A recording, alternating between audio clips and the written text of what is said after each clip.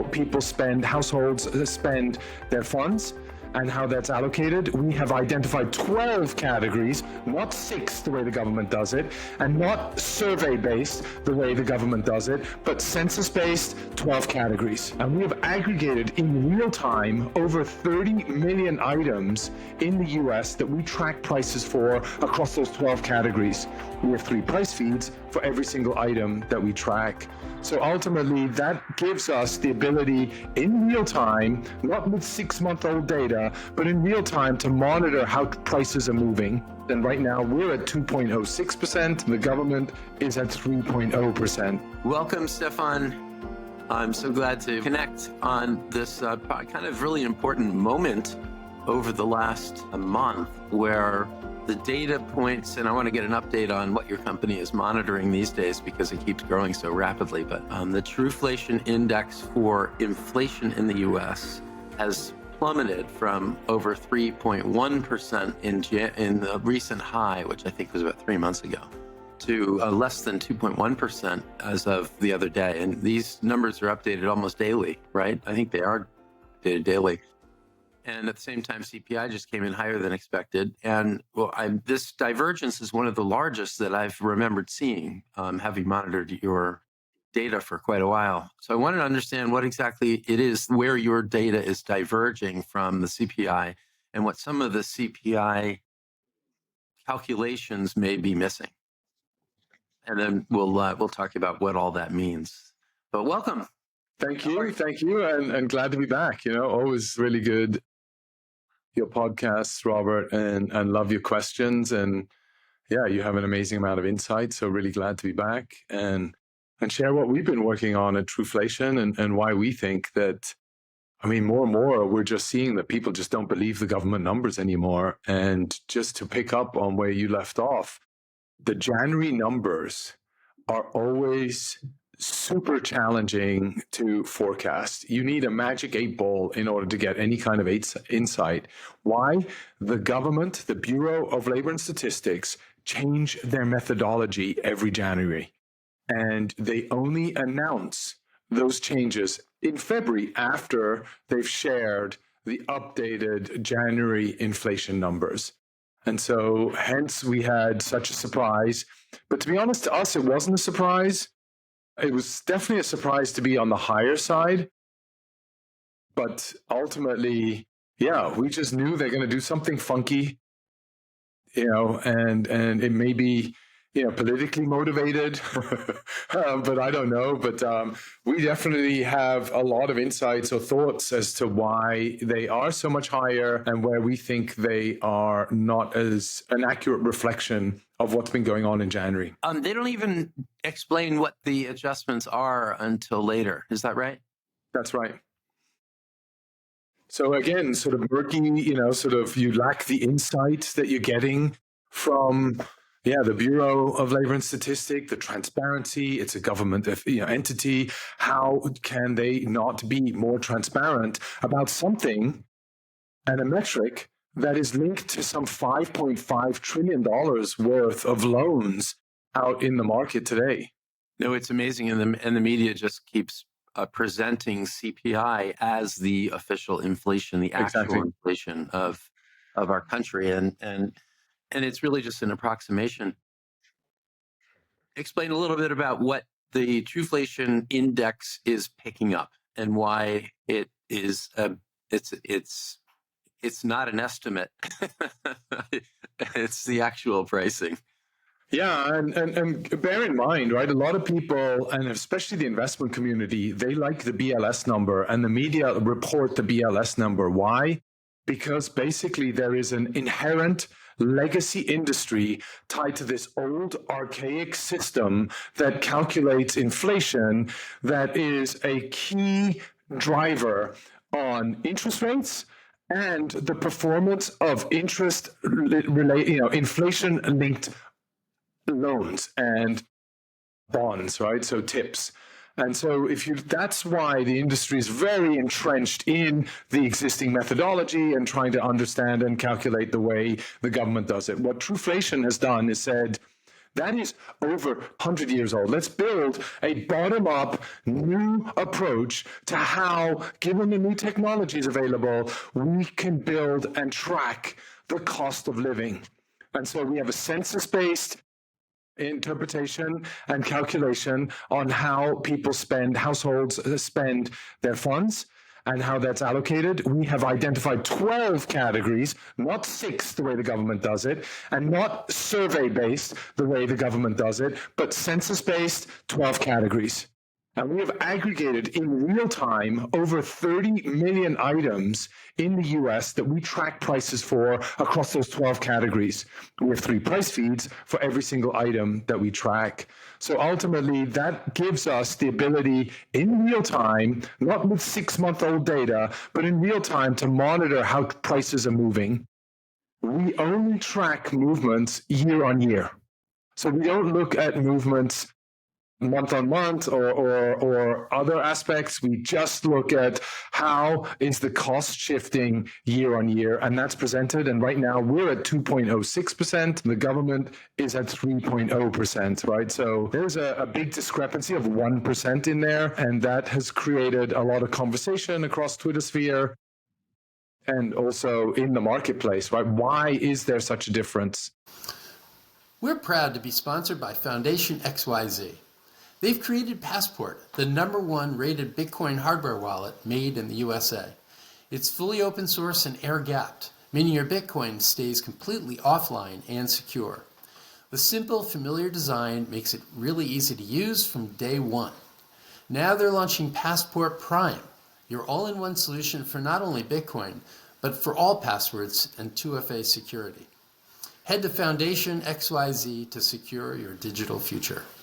The big difference is that this is actual pricing data. So it is measuring the actual price differences. And when you look at what the CPI is comprised of, the entire real estate component is survey-based. Isn't that correct? Yes, exactly. Exactly. And so ultimately, they're taking surveys around the housing market. And I think there is definitely, because they're using older data sets, they go back up to 6 months and they go back and edit the data, right? So you can go back and track how they edit and change their data and their metrics. But ultimately, we believe that they have not taken into account some of the downward pressure on shelter, right? They have not taken that into account. We've seen, especially at hotels in January, there was a huge slump in prices and other lodgings. If you go to Truflation.com under the inflation index and look at the composition under shelter, you look at other lodgings, there's a big significant drop and decline there. People aren't traveling that much after the holidays. They're back at home. They're picking up, getting ready for the new year. Other than maybe CES, there are no big conferences that are taking place. So there's very little in terms of travel, and you've seen a big decline there. This show is being brought to you by our sponsor, Truflation. Professional investors and economists, and probably any casual observers, know that government inflation statistics are only an approximation of what real inflation is. Not only that, but the government has a conflict of interest because high inflation can be so damaging to the economy, the deficit, and our $34 trillion in debt. Truflation collects over 13 million pricing data points. Most are updated daily to reveal inflation with precision for asset managers, governments, companies, and the general public. Check them out at Truflation.com. I guess the government is also, you talked about a lag. There are a number of different factors of lag. There's built-in, muting of the changes. So they take a trailing number of average months, and that varies from category to category. So not only are you talking about survey-based data, and I believe that the question is, what do you think your house would rent for? I mean, pretty much. And that's what you then offset the mortgage payments against, right? Yeah. And that's a tricky question to know anything about. I would have no idea what my house would rent for. But they take this, it takes a while for them to put the data in, and then they purposely include older monthly data and smooth it out, which is something that is interesting if you want the index to be muted in its movements and less volatile, but it's not. But it masks changes, particularly sudden changes that can be very important, much like we just saw in this last month. So it was lodging that was a big change. Were there other big divergences? Sort of a significant amount of divergence in a number of different categories. Food, we see a slight increase in food, but nowhere near to the number that the BLS sees it. Obviously, we can all argue eggflation has hit, but eggflation Beyond is belief. I mean, I took a picture of my supermarket. There were no eggs. Yeah, exactly. That's it. One of the things, everybody's putting it down to bird flu, which, okay, you can argue that bird flu hit and then there's a backlog. I also think maybe there's a change in diet patterns, right? People are eating more eggs. Why? Because we know that protein is an important factor in our diet requirements. And so where do I get that protein from? I'm going to get it from chicken breast largely, or turkey breast, or eggs, right? And eggs is largely, maybe that's something to do with it too. Now that we have MAHA, right? We have Make America Healthier Again. Maybe that's also driving some of the changes around the eggflation. That's an interesting point. It actually could be.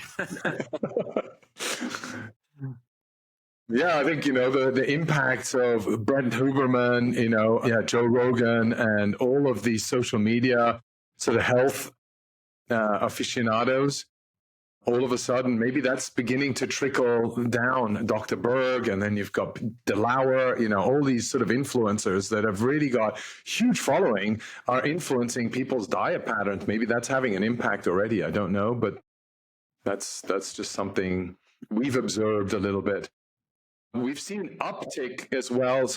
We've seen uptick as well in secondhand car markets, right? So we've seen an uptick in pricing for secondhand cars. Why? I think after the fires, the hurricane, people are looking for a second car, their first car, or they need another car. They don't want to buy a brand new car now, but they need transportation right away. So they're going and buying a secondhand car. And that's seen the demand increase in that category. That's where we saw a bit of an uptick as well. That is fascinating. The component of then there are other lag is in the revisions, where you will get months later announcements that there were revisions, and often they're not that clear. Is that right? And how do they announce these revisions, and what kind of information do they provide when they do?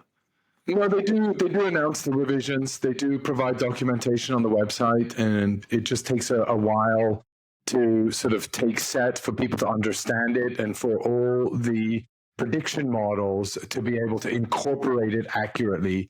We generally see a deviation in the month of February. So when we prognose what the BLS is going to announce in February, we generally may be slightly off.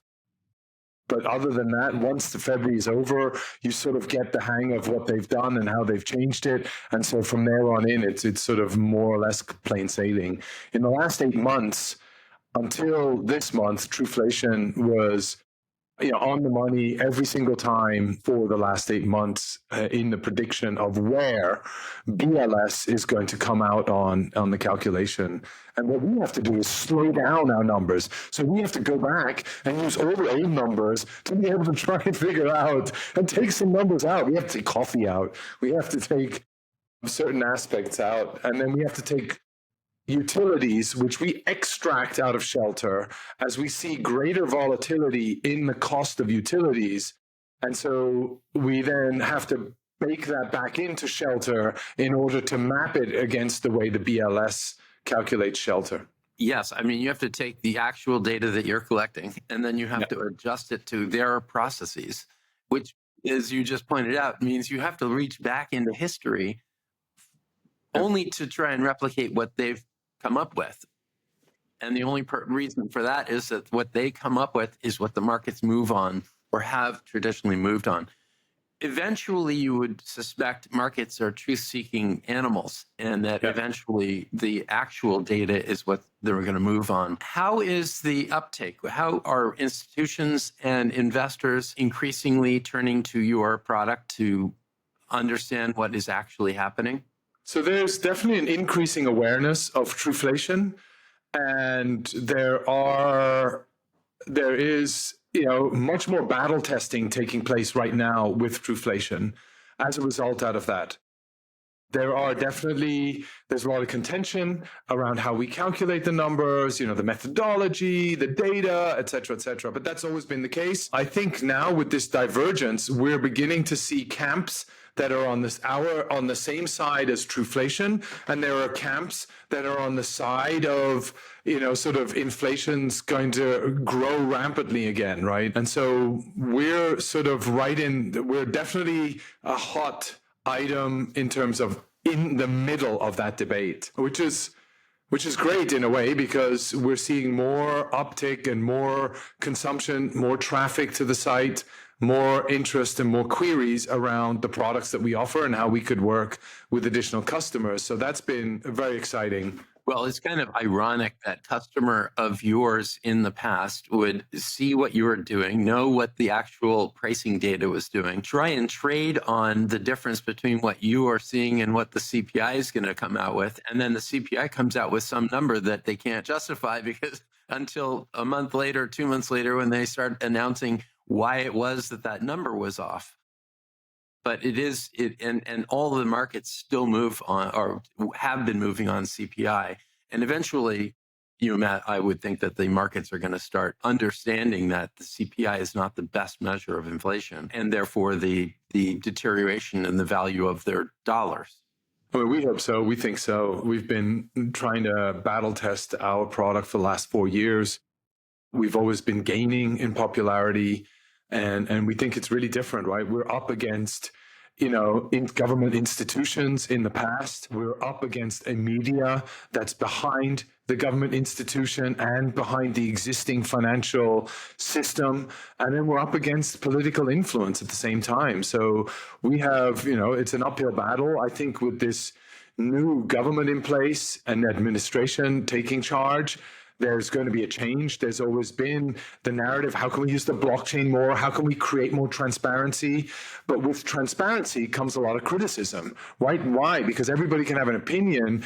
The more data is out there, the more opinions they can start accumulating. And the more opinions can be formed based on that data that's out there. And so which is a good thing, right? I mean, ultimately that drives more debate, drives more conversation, gives richer content into the conversation, and then allows the parties involved to be better and improve their product to address those concerns that are in the market. And that's really why that's what we want, right? We want to get more battle tested. We want people to go into more details around how we're calculating. Why? Because then we can build our own financial products off the back of the Truflation metrics. Yeah. I mean, I believe that this is going to meet resistance only because there is a bureaucracy and there are people in control of it that have some ability to control the information that moves markets and gets out into the public, in the investment community. And when you move to something that is an objective measurement, you lose that control. How do you find? I mean, we're seeing, historically, we've all relied on a Bloomberg terminal. We've relied on CNBC, Market Watch, NASDAQ TV. We've relied on these central institutions. And by the way, I love NASDAQ TV because they spotted us and promoted us right from the beginning and saw the opportunity. But ultimately, we then on the counter side have now got consumer applications on the website like TradingView, Truflation. We have Trading Economics, or sort of all these sites that are coming up, and we have social media analysts that are out there building their own community and their own following. How do you think that is changing the narrative in the marketplace? And what is that shift between traditional legacy finance fiat ecosystems versus new emerging financial products? And how do you see that? You must be confronted and working with all these different parties as well, right? Yes, and I think that the time is ripe for transparency. It just seems like the political mood has shifted so dramatically in the last couple of months away from government is large for a good reason. It's generally serving the public interest.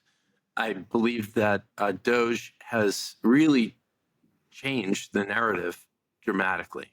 I was surprised to see a poll the other day that said 30% of the country objects to what Elon Musk is doing. It sounds like it's a Only much bigger 30%, number though. than That's, that right yeah. now.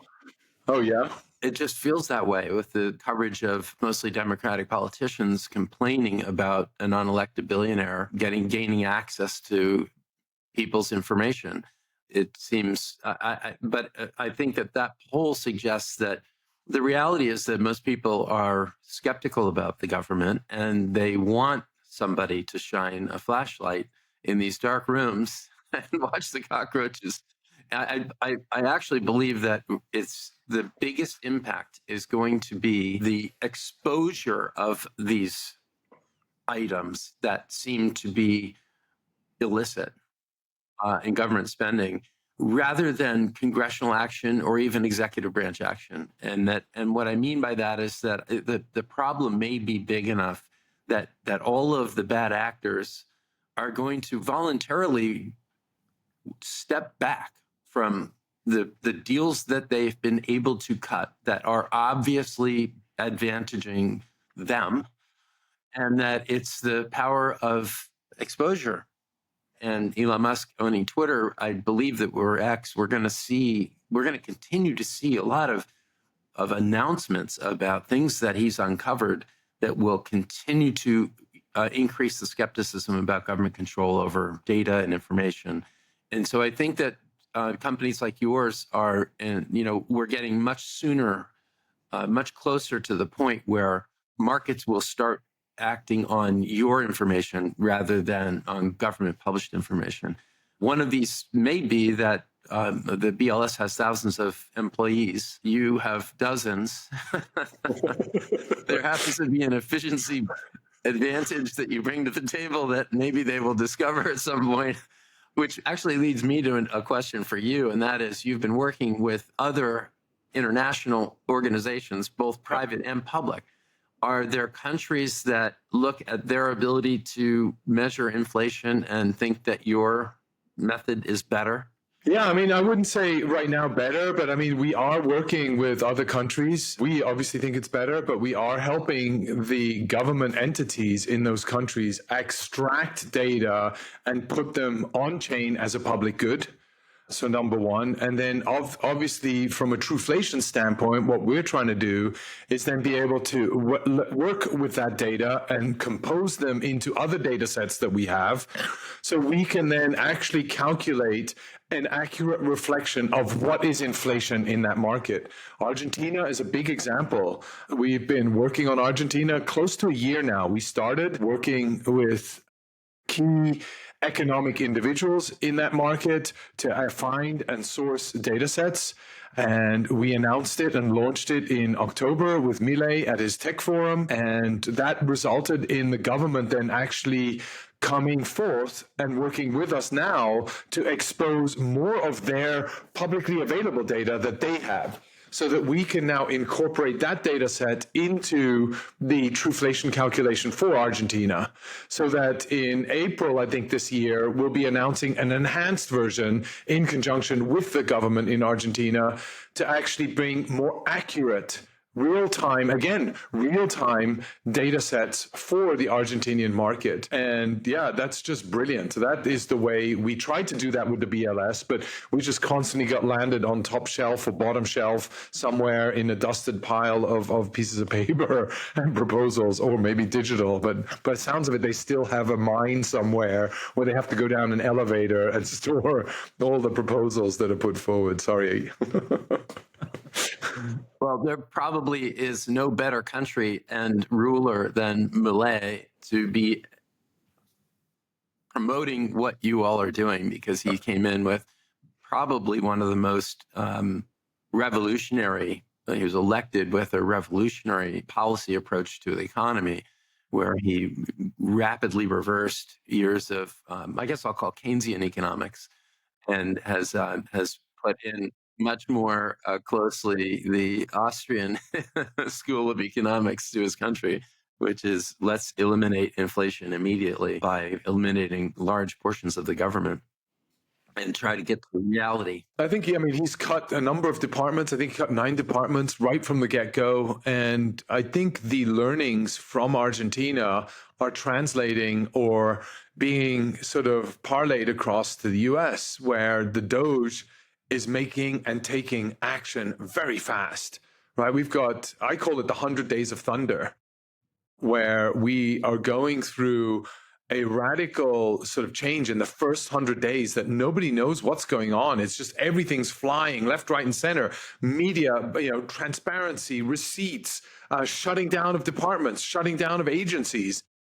All of that is coming and creating a lot of turmoil and change. And all the meanwhile, new bills getting issued around crypto, around AI, and not only executive orders, but immediately already you've got committees being formed to drive and create bills so that they, within the first 6 months, can be put into action, which is an amazing velocity at which government has not experienced this anywhere in the world.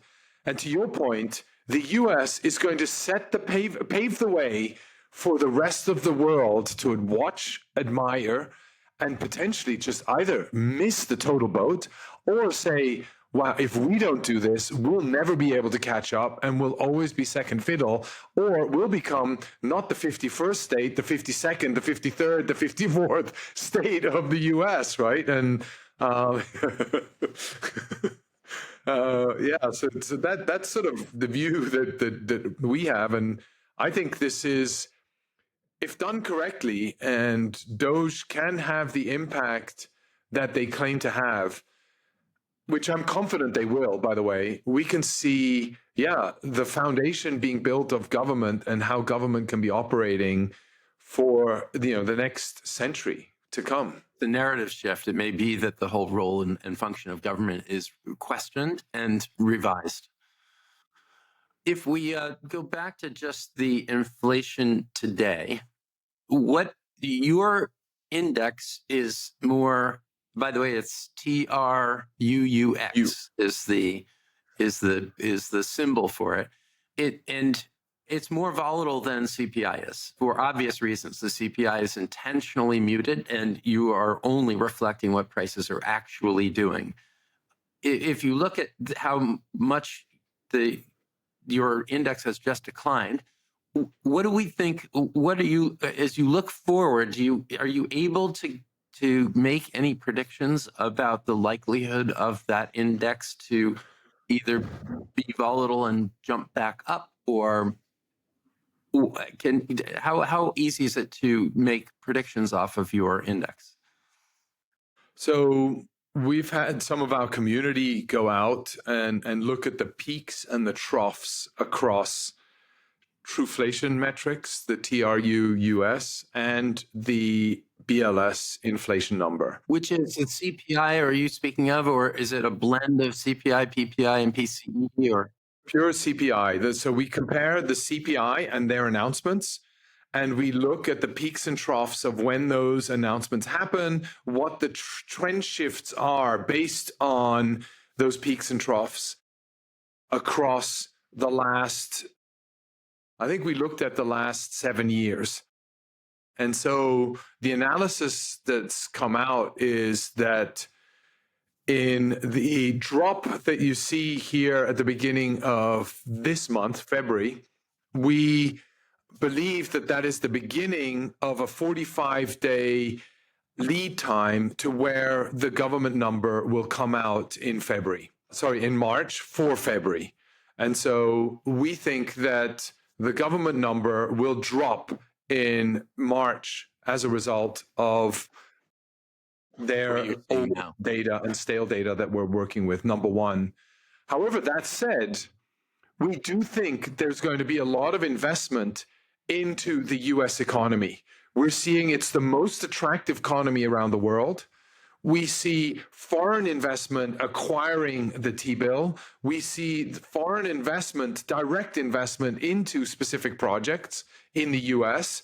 And we're going to see large infrastructure rollouts in the US, improvement of government buildings, new roads, energy grids, data centers, or maybe refurbishment of existing data centers, because the US is one of the largest providers of data centers or the largest owners of data centers.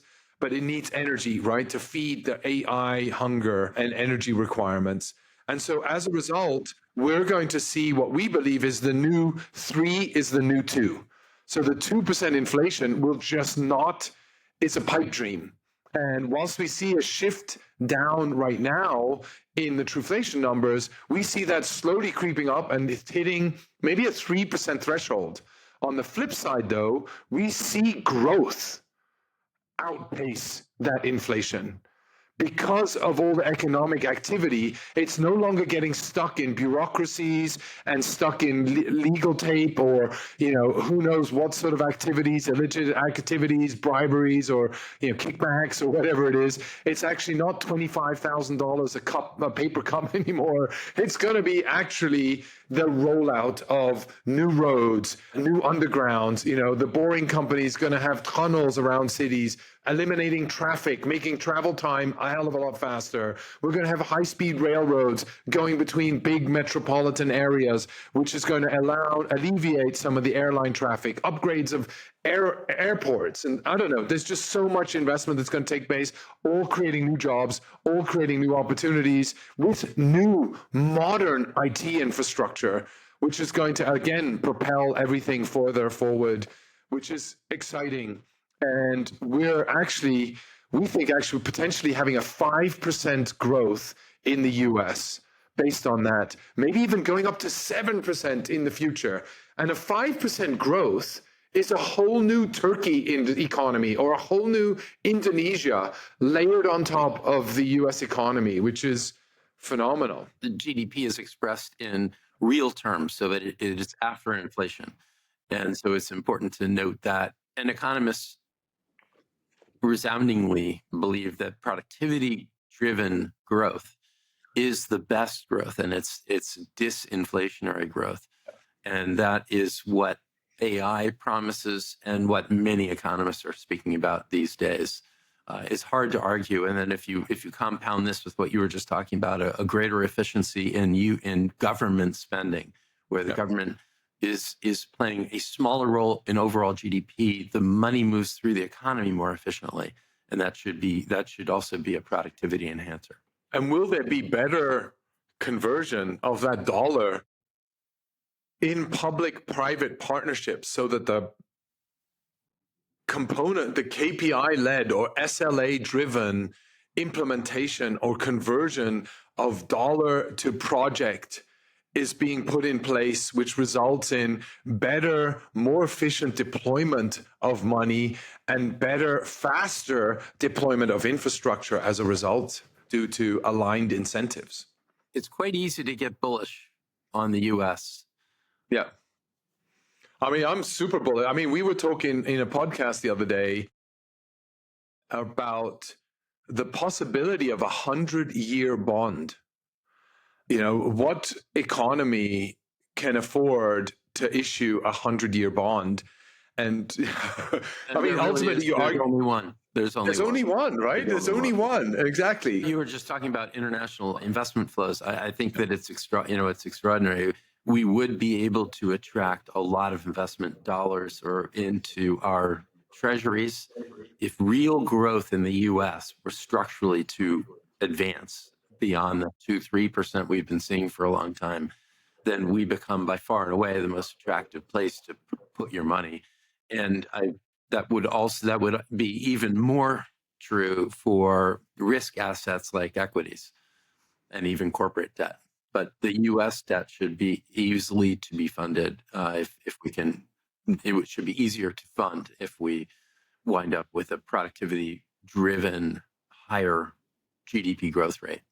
And if you look at the performance of, I call them the Mag 9 now, right? There are 9 companies that are valued higher than $1 trillion. The only financial company in there is Berkshire Hathaway. Otherwise, everyone else, it's Broadcom, it's NVIDIA, it's all tech companies.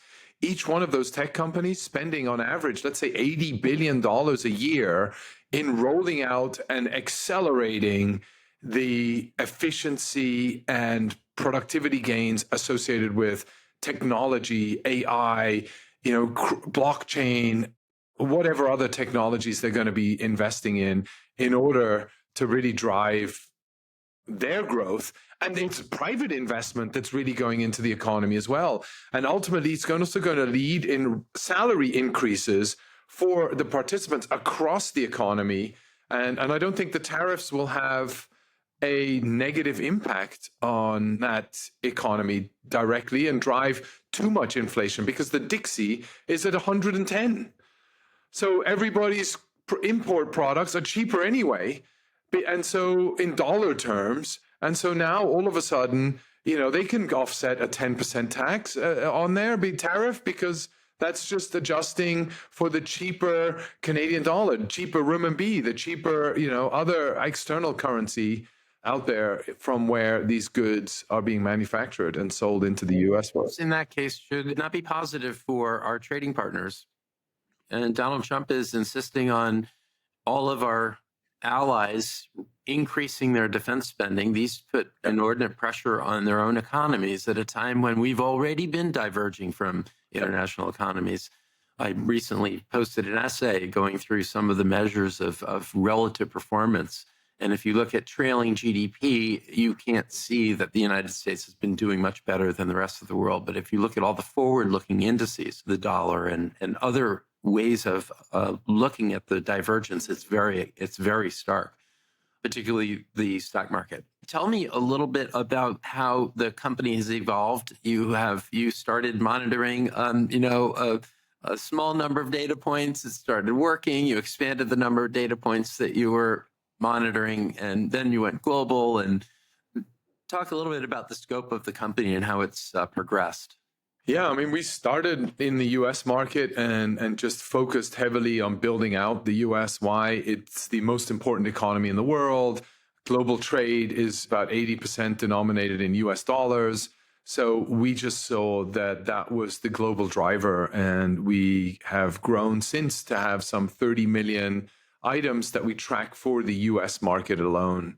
And that's grown from maybe a couple of 100,000 when we first launched. And then we were sort of hit about a 20 million threshold.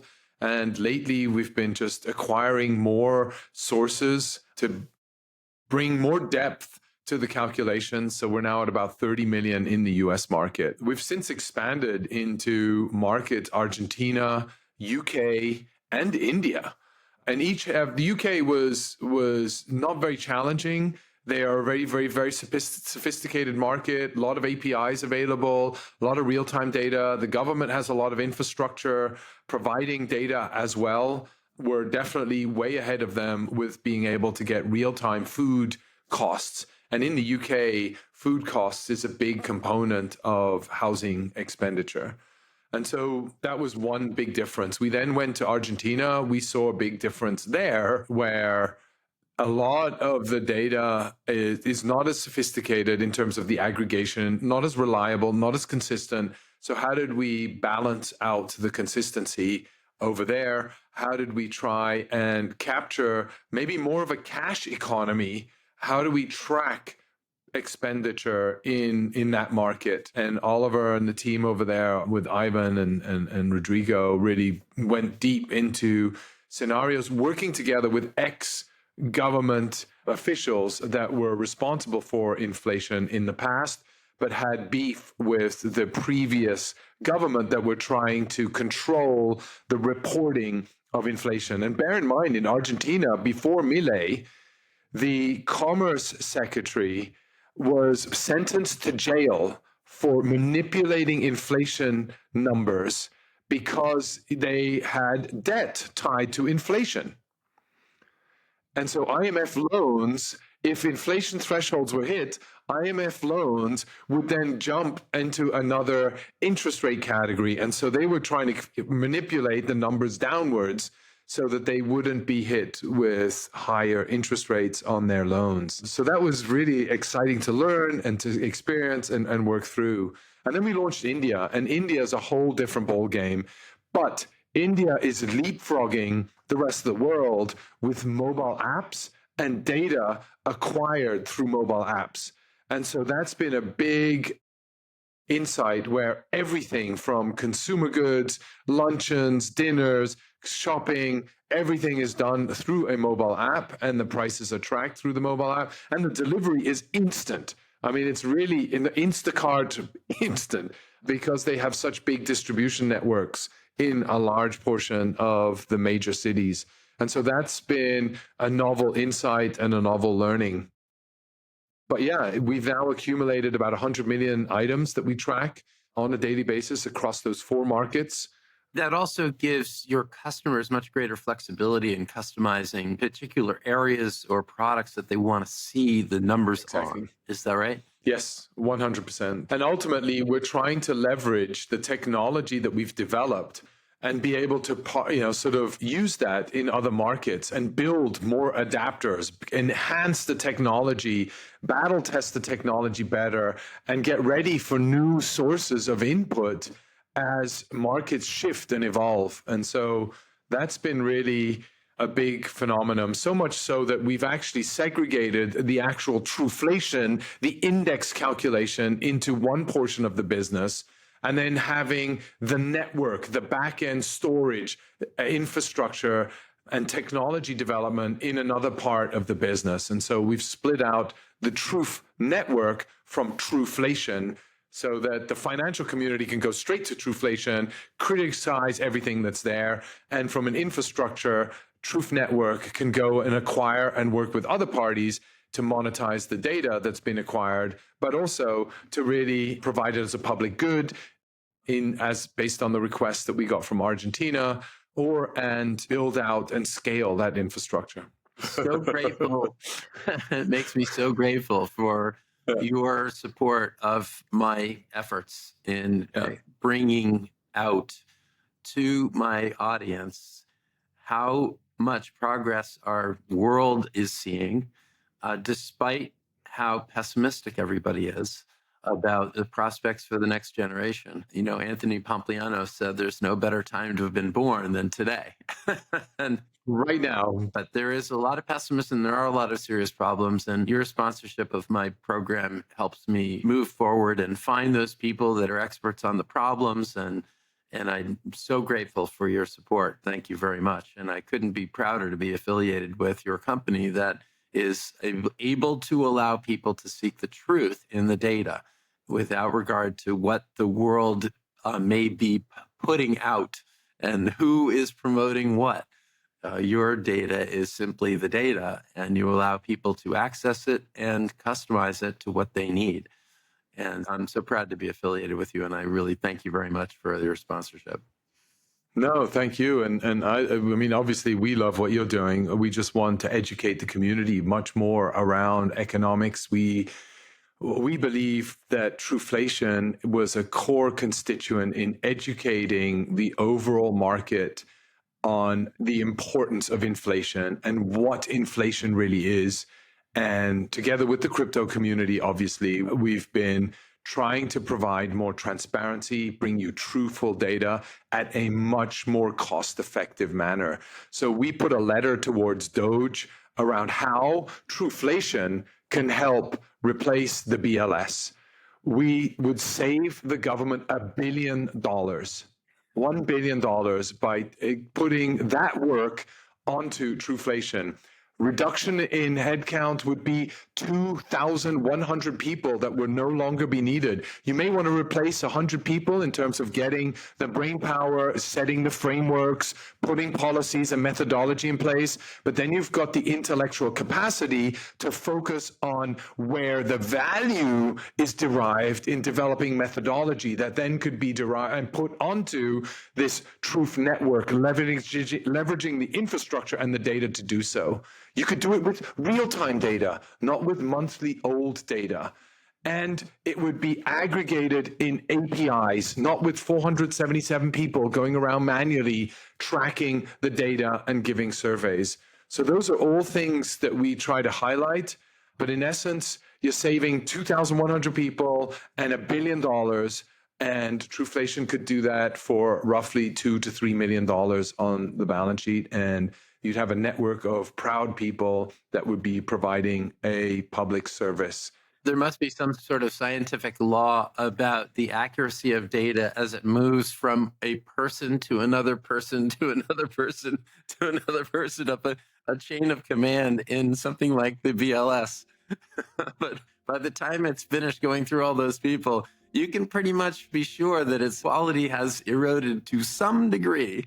As kids, we'd have these these parties, or whatever parties they would be, and you'd sit around a circle, and one person would whisper into one ear. Only once you were allowed to say it, and then it would would go around the circle, and the last person would then have to say what they understood, and it was very different to what was said, right? And so that happens in bigger organizations. And so how do you streamline that is cutting middlemen. And no, you throw a whole bunch of decisions into something that doesn't need decisions because somebody wants to add value all the way up the chain. But that said, I do believe that all of this revolution is going to create new jobs.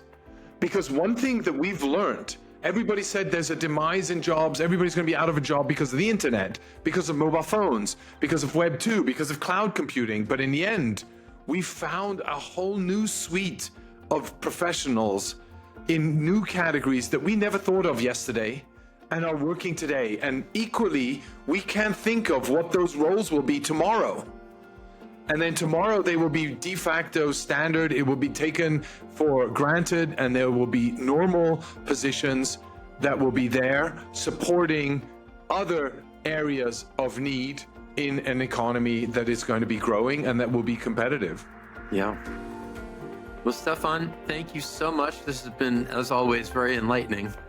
And I appreciate your insights, and I love to see the company growing and growing in data points and influence. Thank you very much. And we will continue to grow, and we will continue to tenaciously persist in making sure that TRUUXflation brings to you the truth. Exactly. Truth seeking. Well, thank you very much. Thank you very much. If you like this video, please hit like, subscribe, and leave any comments you might have. You might also want to check out some of my other interviews. We try to dig into the problems that make Americans so pessimistic about the next generation, but we also interview people whose work doesn't get the headlines, but they make life better for society every day. Given humanity's steady progress over the last 275 years, it's likely that there's never been a better time to have been born than today. Join us for perspectives on today's challenges and opportunities.